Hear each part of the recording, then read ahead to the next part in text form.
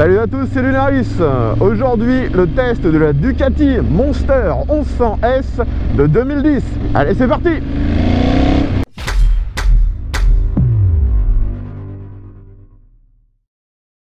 Bon les amis, aujourd'hui j'ai de nouveau le privilège de pouvoir tester une Ducati grâce à l'un de mes abonnés qui s'est déplacé jusqu'ici sur mon lieu de tournage habituel. Donc vous connaissez très certainement la gamme Monster, c'est la gamme iconique de chez Ducati, des roadsters bien sportives.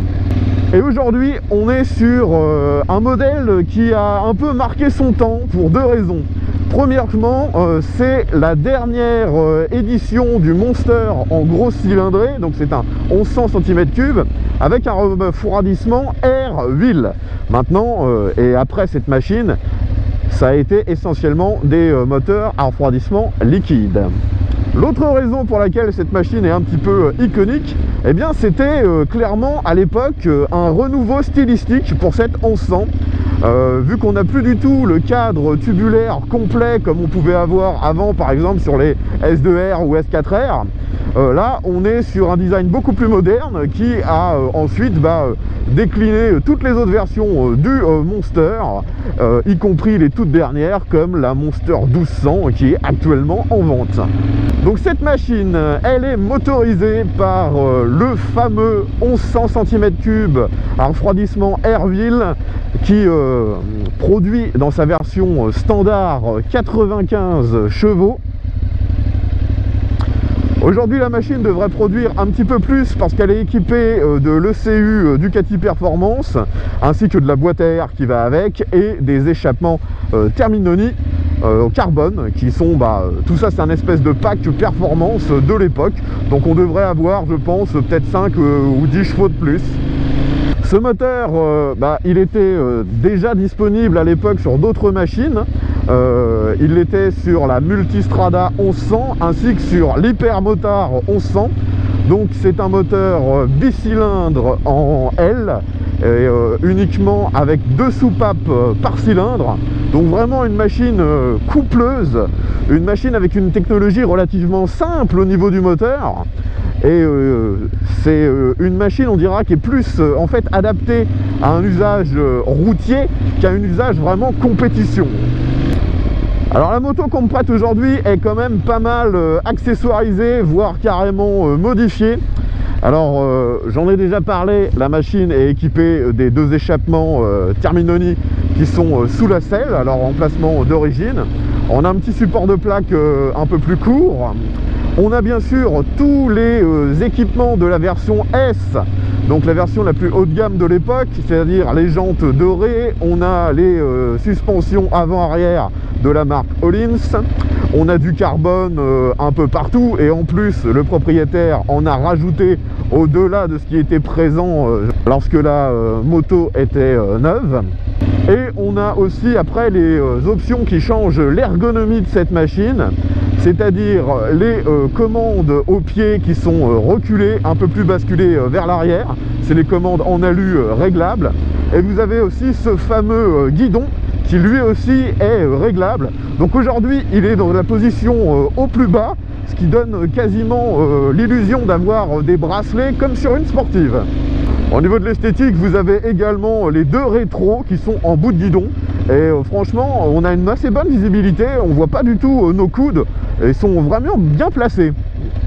Donc forcément, avec toutes ces modifications, la position de conduite est clairement différente par rapport à un modèle, on va dire, standard. Là, je suis vraiment avec une position très basculée sur l'avant. Le guidon est quand même suffisamment large, donc j'ai un bon bras de levier, j'ai une très bonne maniabilité, la machine est fine, le réservoir me permet de bien caler mes genoux dans le creux de celui-ci, et le réservoir est lui aussi assez bombé vers le haut, ce qui fait que je peux appuyer mon ventre dessus et donc avoir moins de pression sur mes poignets. Franchement, au premier abord, quand on voit la machine comme ça, avec les commandes reculées, le guidon bracelet type sportive, on se dit qu'on va, entre guillemets, en chier. Et en fait, la position est vraiment sympa. C'est pas trop fatigant. On verra ce que ça donne à la fin du test, mais pour l'instant, en ville, c'est pas pénalisant du tout. Donc cette moto est avec un embrayage à sec, comme ça se faisait beaucoup à l'époque chez Ducati. mais le propriétaire a complètement laissé le cache d'origine, donc on ne voit pas le mécanisme bouger et le bruit est relativement bien camouflé par ce cache embrayage d'origine. On n'entend pas le clac clac clac clac typique de cette mécanique. Allez, nous sortons de l'agglomération, j'accélère un peu.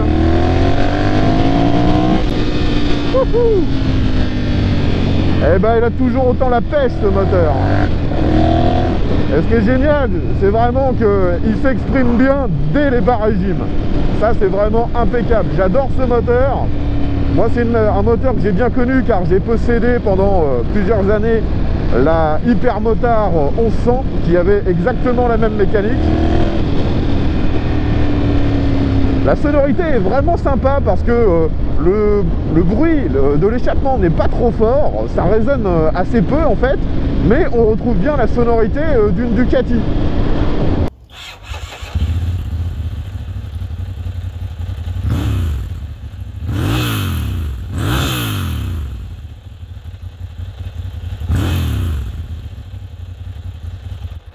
Alors dans les passages à très basse vitesse, faut pas hésiter à choper l'embrayage parce que forcément ce type de moteur a quand même une zone de souplesse, on va dire, qui est pas terrible, et donc à très bas régime ça a tendance à cahoter si vous laissez pas un minimum de gaz, donc faut faire attention.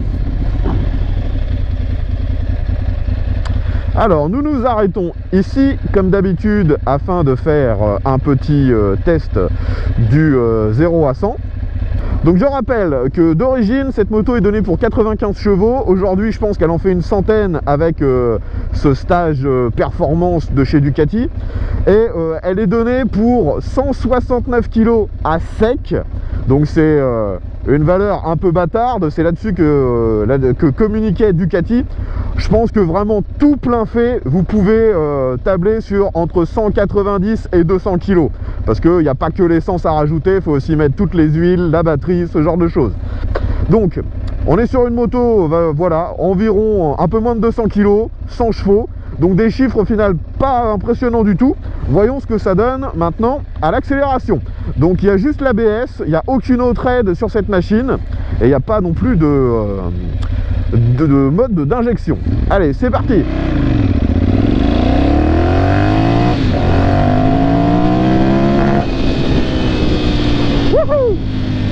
Bon les amis, j'ai pas osé vraiment accélérer comme un dingue en première parce qu'on sent bien qu'il y a énormément de couple.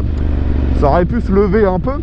Et vous l'avez vu, je suis arrivé au rupteur en deuxième à un peu plus de 100. Le truc qui est pénalisant par contre, c'est que comme beaucoup d'autres machines qui partageaient ce moteur, quand on arrive au rupteur, et ça vous coupe les pattes d'un seul coup, ça vous fait presque du frein moteur, c'est vraiment désagréable. Donc il faut éviter d'aller jusqu'au rupteur avec ce moteur. Bon, petit demi-tour, donc là vous voyez je suis avec un pied à plat, l'autre qui touche à peine. Donc la selle n'est pas super haute, mais il faut pas non plus être trop petit. Moi je fais 1m70, je braque à fond, on voit que l'angle de braquage est ridicule, ça braque pas du tout. Je vais complètement sortir de la route.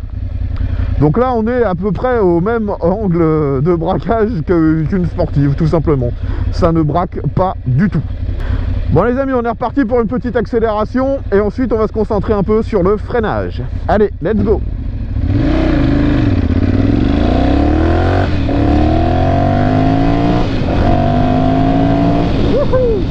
Alors, frein arrière, ça ralentit à peine. Le frein avant, lui, par contre, c'est une tuerie. Le frein avant, il marche vraiment super bien. Le frein, c'est du Brembo, ça freine super bien.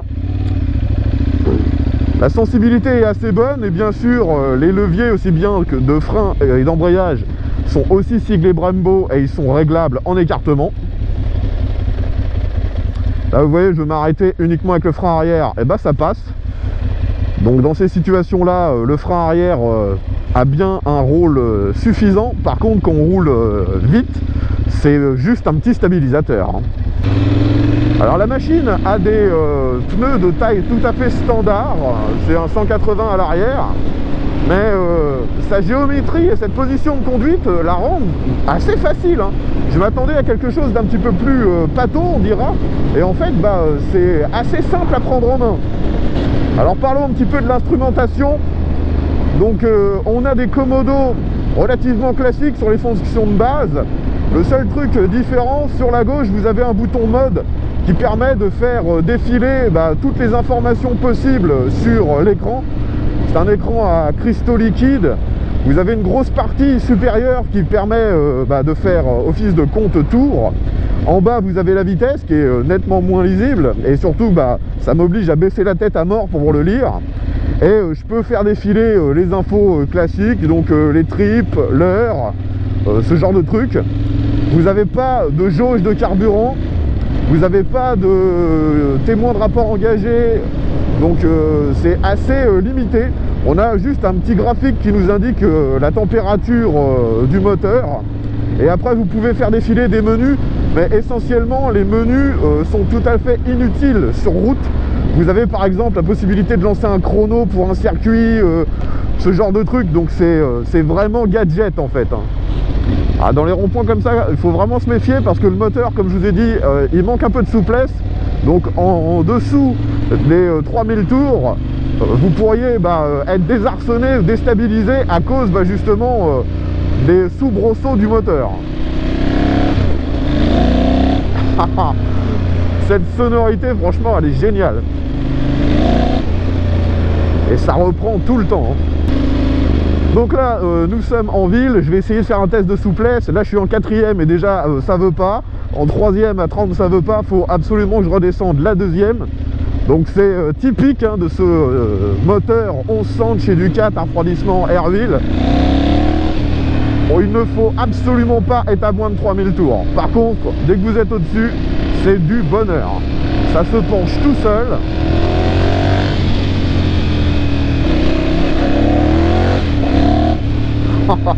Ça, c'est vraiment ce que j'adore sur ces grosses cylindrées en bicylindre.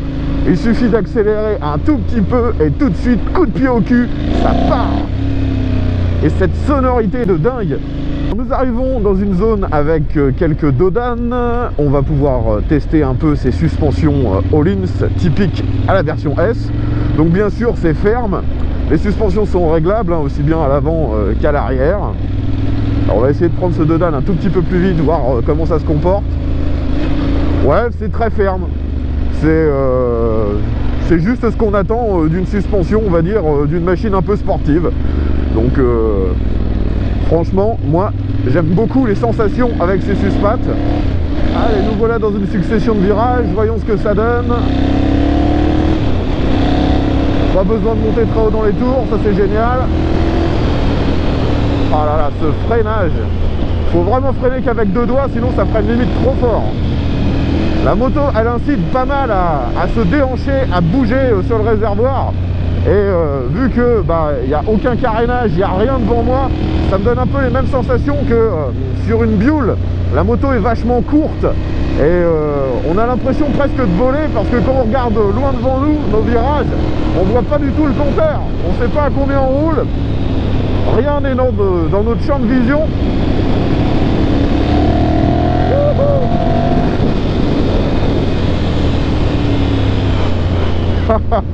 Franchement, ce frein, il est peut-être même un peu trop puissant. À conduire, c'est du bonheur. Allez, petite accélération.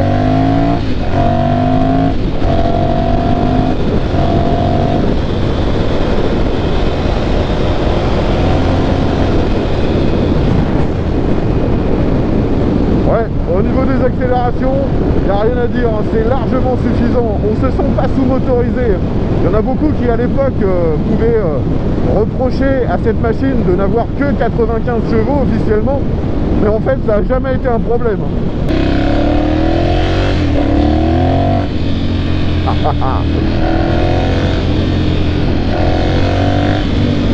Ah, ce qu'on s'amuse avec cette bécane, c'est du délire. Ah, c'est typiquement le comportement moteur que j'adore.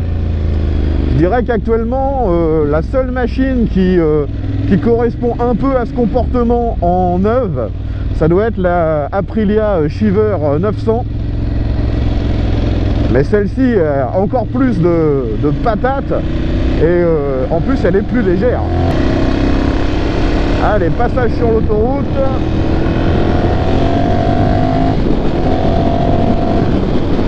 là on va faire un test de relance, je suis à peu près 110 en 6e et j'accélère à fond. Ça vibre et ça part comme une balle. Vu qu'on est très penché sur la moto, le fait qu'il n'y ait pas du tout de protection n'est pas vraiment un problème si vous restez à allure légale. C'est uniquement en allant beaucoup plus vite que là vous allez vous en prendre vraiment plein la quiche.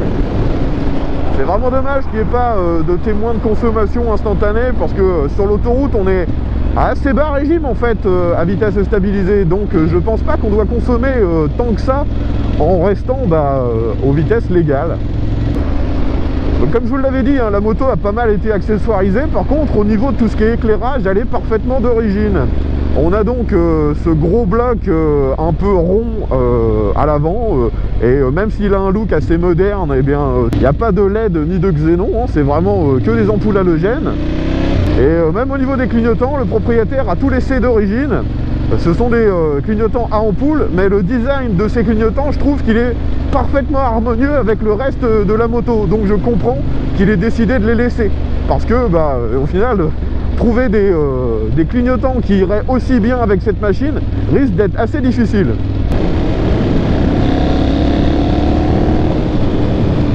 Ah là là là là. Vous imaginez pas en fait ce plaisir de pouvoir rester sur la même vitesse à bas régime et d'accélérer comme vous voulez grâce à la cylindrée. C'est vraiment quelque chose d'indescriptible. Quand on y a goûté, c'est difficile de revenir à une cylindrée plus faible. Et ça se mange vraiment tout seul, hein. Vous regardez à un endroit, la moto, elle y va. Il n'y a pas besoin d'être un pilote pour réussir à maîtriser cette machine sur route, hein. Il y a juste ce qu'il faut en vibration pour, comment dire, prendre du plaisir. On n'est pas sur quelque chose de complètement aseptisé. Il y a des sensations qui émanent de cette machine et ça fait vraiment plaisir. Si je compare avec, par exemple, la Café Racer 800 que j'ai testé il y a peu, celle-ci est, même en roulant à vitesse légale, bien plus sensationnelle, bien plus plaisante. Et voilà qui finit le test, on dira, des performances de la machine. Maintenant, on va s'attarder un peu plus à ces autres aspects. Alors déjà, au niveau des aspects pratiques, bon, vous vous en doutez déjà, par son style, on se doute bien que ce genre de moto n'est pas du tout conçu pour être un utilitaire. On peut démonter la selle et vous avez en dessous un tout petit emplacement. Actuellement, il y a de quoi mettre un gilet jaune et c'est à peu près tout en fait, hein. Il y a très très peu de place en fait, hein.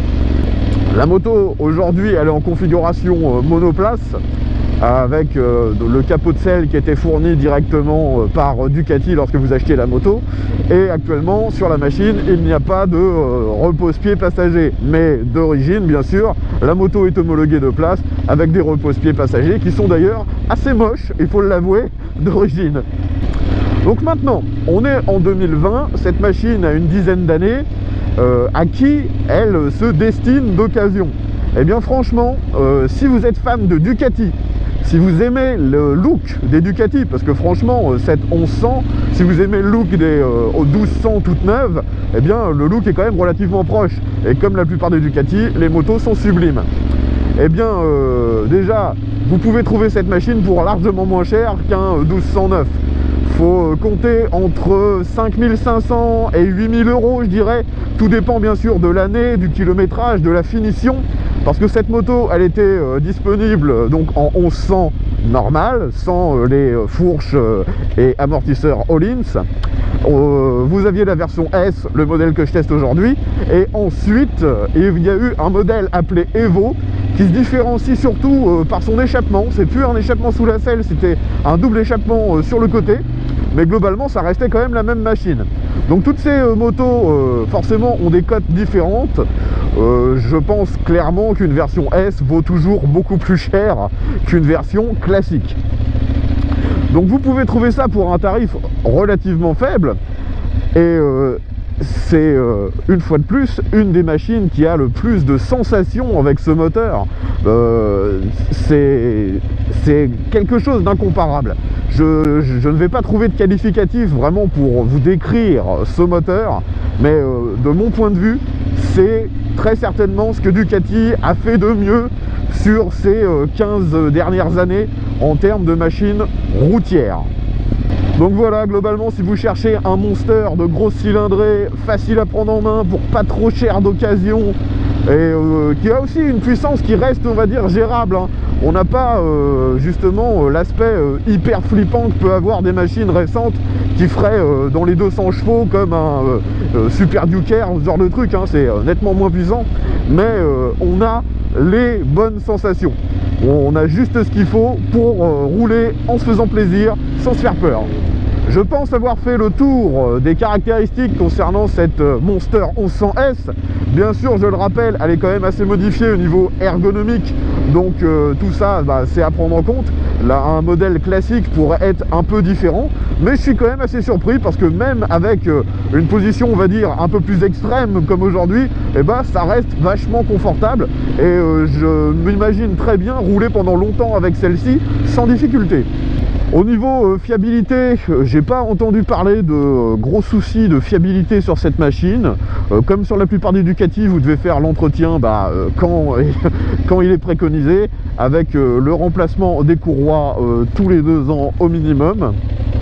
Mais sinon, l'entretien reste relativement simple, vu que c'est un moteur à refroidissement air-wheel.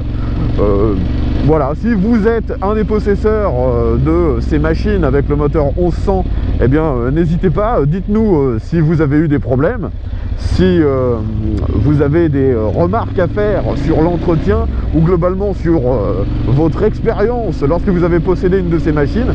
Ce sera super intéressant de pouvoir vous lire. Il ne me reste plus qu'à aller rendre cette machine à son propriétaire, que je remercie encore d'être venu jusqu'ici pour me la prêter. Je rappelle d'ailleurs que les tests sont toujours faits avec des motos que l'on me prête, donc n'hésitez pas à me contacter si vous souhaitez que je fasse une petite vidéo concernant l'une de vos machines. Ce sera avec grand plaisir. Moi, je suis en Normandie, dans la région de Rouen. Merci encore à ceux qui me contacteront. Les amis, j'espère que vous aurez apprécié ce test. Si c'est le cas, un petit pouce vers le haut et partagez-le sur les réseaux sociaux. N'hésitez pas à vous abonner si vous aimez mon contenu. Et il ne me reste plus qu'à vous faire un grand V. On se retrouve bientôt pour un nouveau test.